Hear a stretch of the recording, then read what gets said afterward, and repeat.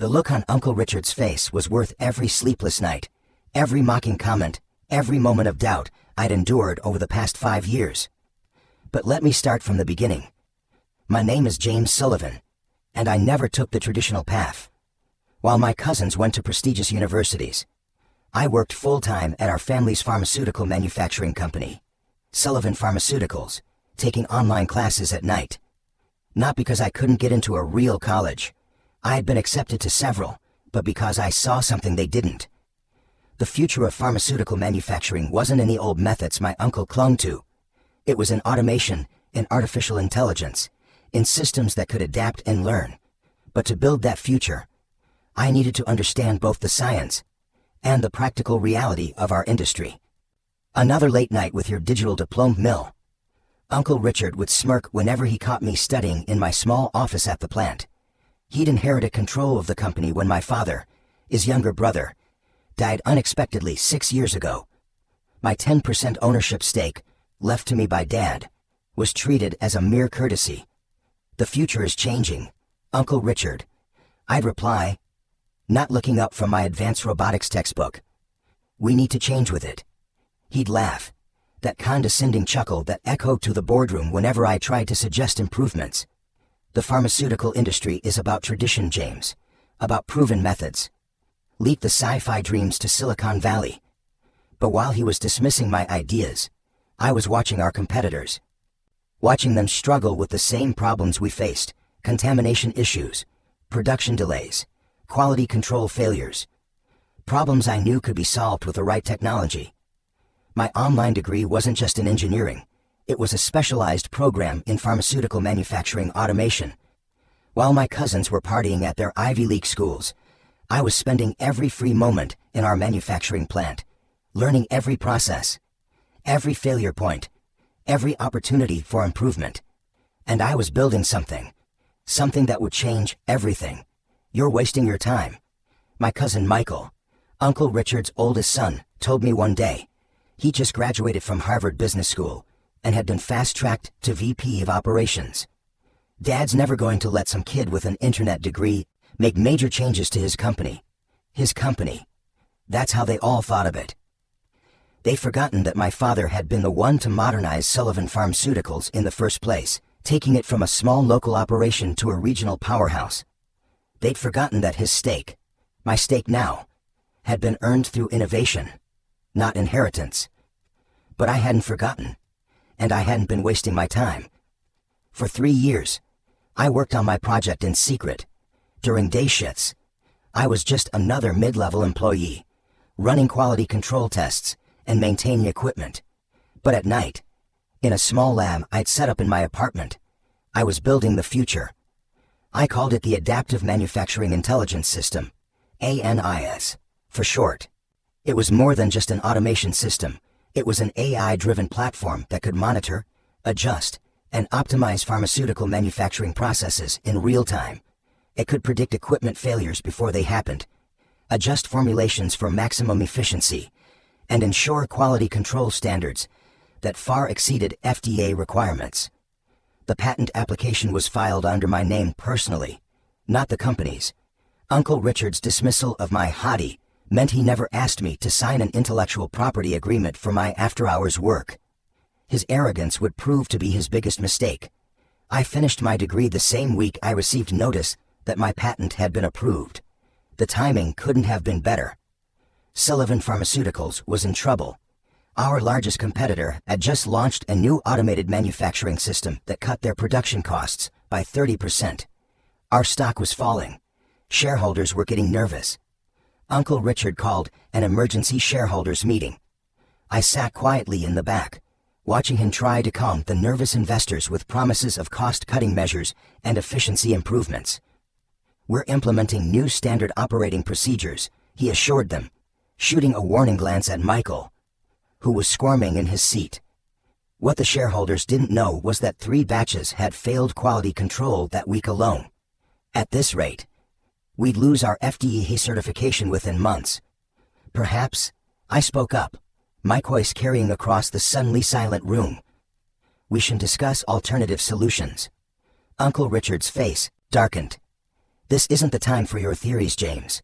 The adults are talking. I stood, straightening my tie, the same tie Dad had worn to his first board meeting.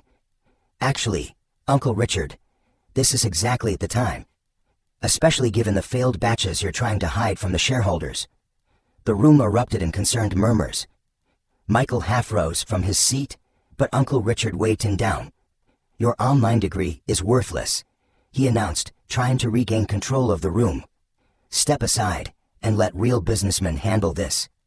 I smiled, feeling the weight of the documents in my briefcase. Dad had always told me timing was everything in business. He was right. Without this, I said calmly, pulling out my patent documents, your company is worth nothing. The room went silent. What are you talking about? Uncle Richard demanded, but I could see the fear creeping into his eyes. I opened my laptop, connecting it to the presentation screen. Let me show you the future of pharmaceutical manufacturing. The future I've spent the last 3 years building while you were busy mocking my education. As ANIS came to life on the screen, I caught a glimpse of my reflection in the darkened window. I saw Dad there, in my stance, in my determination. He'd always believed in me, always supported my unconventional path. Now it was time to show everyone why. The shareholders leaned forward as I began my presentation, their eyes widening as they realized what I'd created. Uncle Richard sank into his chair, his face pale, as the full implications of my patent became clear. Sometimes the best revenge isn't improving others wrong, it's improving yourself right. And I was just getting started. The presentation screen glowed behind me as I demonstrated ANIS in action. I'd installed the test version in a sealed section of our manufacturing plant. Another detail Uncle Richard had been too arrogant to notice. Over the past 3 months, I explained, pulling up the comparison data. This system has run parallel to our current production line. The results speak for themselves. The numbers flashed across the screen. 45% reduction in production costs. 98% decrease in quality control failures. Real-time adaptation to manufacturing variables that had plagued the industry for decades. Impossible, Michael blurted out. Those numbers can't be real. I smiled, clicking to the next slide. The FDA certification team visited last week. Would you like to see their preliminary report? Uncle Richard's face had turned an interesting shade of purple. You had no authority to install experimental systems in our facility. This is a violation of. Actually, I interrupted. I had full authority. Check my employee contract. As quality control supervisor, I'm empowered to test new quality assurance methods. Everything was done by the book. I turned to the shareholders. What you're seeing isn't just an improvement. It's a revolution in pharmaceutical manufacturing. And the patent? I held up the documents. It's already being called the most significant innovation in the industry in 20 years. The room erupted in excited chatter. I could see dollar signs in the investors' eyes as they grasped the implications. Our competitors would pay billions for this technology. One shareholder called out. They already have. I replied calmly. I received offers from 3 major pharmaceutical companies this morning.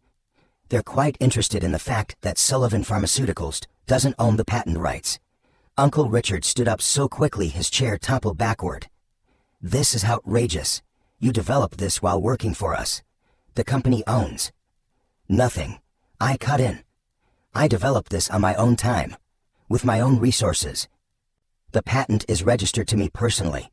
Your repeated insistence that my work was worthless and unofficial meant you never had me sign an IP agreement. A fact my lawyers thoroughly documented. I clicked to the final slide. A sales projection showing Sullivan Pharmaceuticals' future, with and without ANIS. The contrast was stark. Without this system, we'll lose FDA certification within 6 months. Our competitors' automated systems have made our current methods obsolete. With ANIS, I gestured to the upward climbing graph.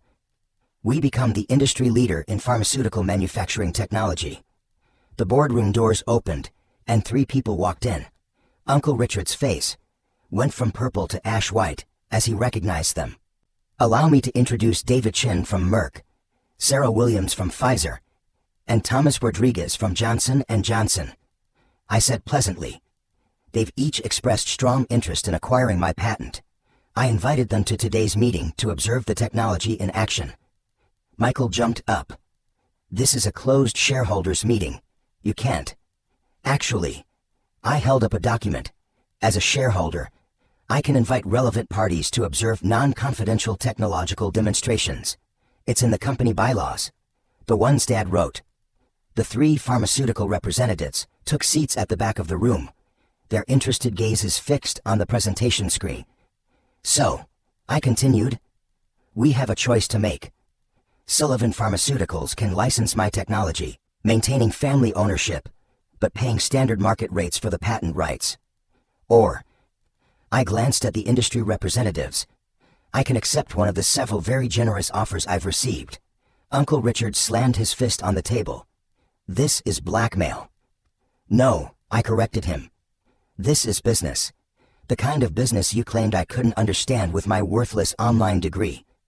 I pulled out another document, this one considerably thicker. This is my offer to Sullivan Pharmaceuticals. Exclusive license rights to ANIS, with certain conditions. What conditions? A shareholder asked eagerly. First, a restructuring of the board. My father's vision for this company was about innovation, not stagnation. We need leadership that understands that. Uncle Richard's face contorted. You want my position? No, I said quietly. I want the position I earned. Chief Technology Officer, with a seat on the board. The patent rights come with my appointment. The room was silent as the implication sank in. Without my technology, Sullivan Pharmaceuticals would fail within months. With it, we'd dominate the market. And if we refuse? Michael asked, his Harvard confidence cracking. I gestured to the industry representatives. Then I walk across the street to one of our competitors. My patent, my choice. One of the shareholders, an elderly man who'd known my father, spoke up. Richard, we need to vote on this now. Uncle Richard looked around the room, seeing his support crumbling. 20 years of ruling the company through fear and tradition, undone in a single morning. This isn't over, he hissed. Actually, I replied, is. Because there's one more thing you should know. I nodded to my lawyer, who'd been waiting quietly by the door. She distributed copies of one final document at the board members. What's this? Uncle Richard demanded, scanning the pages. The results of the internal audit I commissioned 3 months ago. It seems there have been some irregularities in the company's recent FDA compliance reports. Irregularities that coincide with Michael's appointment as VP of Operations. Michael went pale. Uncle Richard started to speak, but I held up my hand. The full report has already been submitted to the relevant authorities.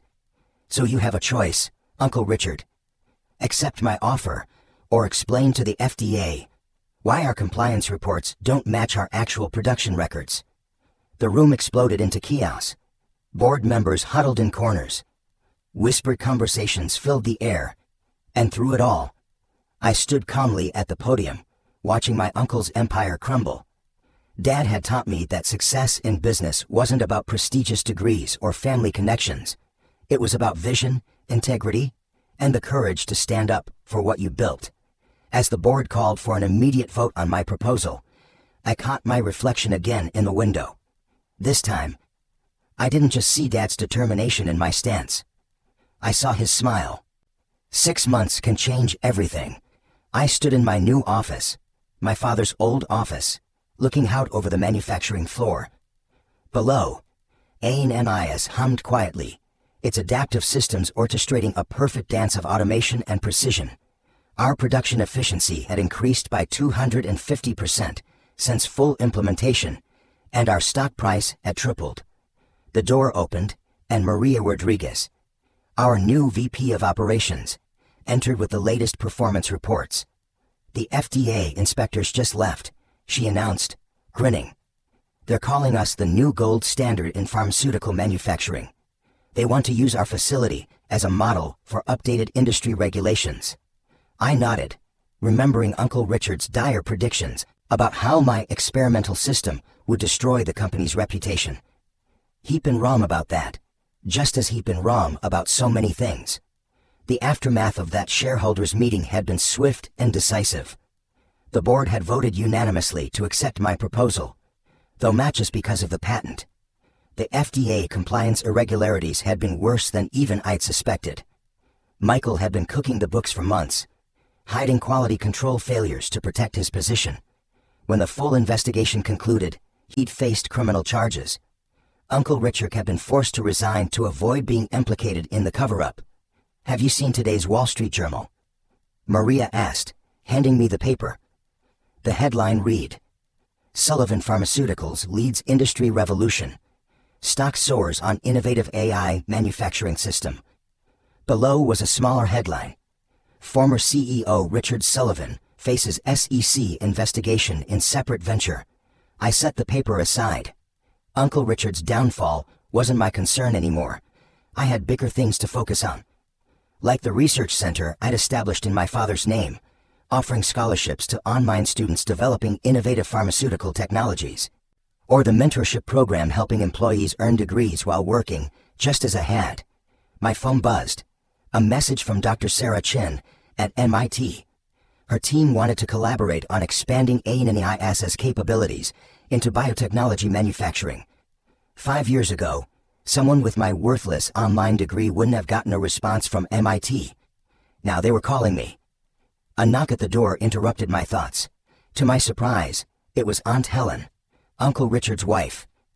"James," she said softly, "do you have a moment?" I gestured to the chair across from my desk. She sat, looking uncomfortable in the office where her husband had once reigned. "I wanted to thank you," she began, "for what you did for Tommy." Tommy was my youngest cousin, Uncle Richard's second son. Unlike Michael, he'd never fit the mold of the privileged executive. He'd been quietly taking online engineering courses, hiding his studies from his father just as I had. After the shakeup, I'd found his application in the HR system, rejected on Uncle Richard's orders. Now he was thriving in our technical division, his worthless online degree proving just as valuable as mine had. "Tommy earned his position," I replied, "just like everyone else here." Aunt Helen nodded, tears in her eyes. "Richard was wrong about so many things. About you, about education, about how to run this company." She paused. "Your father would be proud." Would he? I looked around the office, at the changes I'd made. The old mahogany furniture had been replaced with modern workstations. The walls of family photos now shared space with technical diagrams and real-time manufacturing displays. But his most important lessons remained: integrity, innovation, and the courage to forge your own path. My computer chimed. An alert from ANIS. The system had automatically detected and corrected a minor variation in one of our production lines, maintaining perfect quality without human intervention. Another small miracle that my internet degree had helped create. "How's Uncle Richard doing?" I asked, though I already knew. The industry newsletters kept track of his attempts to start over, each one failing as investors remembered the FDA scandal. "He's adjusting," Aunt Helen said carefully. "The SEC investigation has been difficult. But maybe it's what he needed. He's finally realizing that the world has changed." Indeed it had. Sullivan Pharmaceuticals had transformed from a traditional manufacturing company into a technology leader. Our market cap had grown from $50 million to over $2 billion in 6 months. Competitors who had once dismissed us were now licensing our technology. And it had all started with an online degree and a dream that wouldn't die. My assistant buzzed in. The quarterly board meeting was about to start. Aunt Helen stood to leave. "James," she said at the door, "I heard about the scholarship program you started. The one for online students." I nodded. Richard saw it too. He didn't say anything. But I think he finally understands what he failed to see before. After she left, I walked down to the manufacturing floor. The employees no longer stopped working when the boss appeared. They were too engrossed in their tasks, too proud of their contributions to this new era of pharmaceutical manufacturing. Tommy was at his station, fine-tuning one of IS's sensor arrays. His online degree in robotics engineering hung proudly on the wall of his workspace, just like mine did in the office upstairs. "How's the calibration going?" I asked. He grinned, gesturing to the screen. The AI suggested a modification to the sensor alignment. It's improving accuracy by another 3%. I watched the system work, marveling at how something that had started as sketches on my apartment wall had grown into this. The future of pharmaceutical manufacturing, built by a kid with an online degree who refused to believe his education was worthless. Back in my office, I opened my desk drawer and pulled out the nameplate that had once sat on Uncle Richard's desk. Richard Sullivan, CEO. It read in pompous gold letters. I dropped it in the recycling bin. My new nameplate was simpler, cleaner. James Sullivan, Chief Technology Officer. Below it was a small engraving of the first line of code I'd written for AMIS, back when it was just a dream. The board meeting would start soon. Another quarter of record profits to report. New innovations to discuss. More boundaries to push. But first, I sent a quick email to the head of our scholarship program. Double the number of online degree scholarships for next year. And add a note to the application. No degree is worthless if you have the vision to use it. Sometimes the sweetest revenge isn't improving others wrong. It's improving that success comes not from where you learned, but what you do with that knowledge. And sometimes, a worthless degree becomes priceless when combined with determination, integrity, and the courage to change an industry. Uncle Richard had been right about one thing. Tradition was important in the pharmaceutical industry, but he'd forgotten that every tradition started with someone willing to try something new. As I headed to the board meeting, I passed the company's mission statement, newly updated after my takeover. Sullivan Pharmaceuticals, where innovation meets integrity. Below it, in smaller letters, was my father's favorite quote. Education is never worthless. Vision is priceless. He'd been right all along.